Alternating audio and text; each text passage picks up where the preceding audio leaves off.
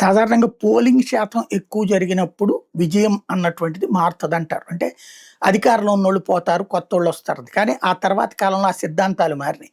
గుజరాత్ లాంటి చోట్ల పోలింగ్ ఎక్కువ జరిగినప్పుడు బీజేపీ గెలిచినటువంటిదుంది. అట్లాగే మధ్యప్రదేశ్ లాంటి చోట్ల ఇట్లాగే జరిగినాయి.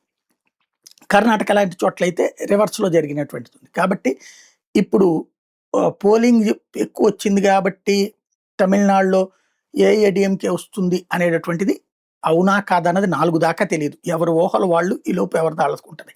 అయితే క్రిందటిసారి ఎవరైతే ఈ లెక్కలు కరెక్ట్‌గా చెప్పారో 'వంశీ చంద్రన్' 2024లో ప్రిడిక్ట్ చేసినటువంటి పార్లమెంట్ ఎన్నికలు కరెక్ట్‌గానే వచ్చినియి. 2024 లోక్‌సభ ఎన్నికల్ని 232-264 బీజేపీకొస్తది. దాదాపుగా 240-48 దాకా మిడ్ పాయింట్ 248 రావచ్చు.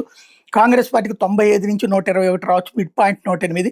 ఎన్డీఏకి 267-309 రావచ్చు. Mid point 288. ఐఎన్‌డీఏకి 200-246 రావచ్చు.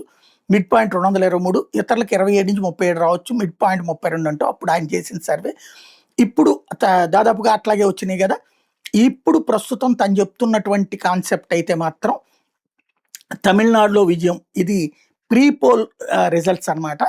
142-172 సీట్లు డీఎంకే కూటమికి, 61-89 సీట్లు ఏఐడీఎంకే కూటమికి, 1-3 సీట్లు టీవీకేకి, ఎన్టీకేకి 0 అన్నటువంటి విషయాన్ని తేల్చి చెప్తున్నది.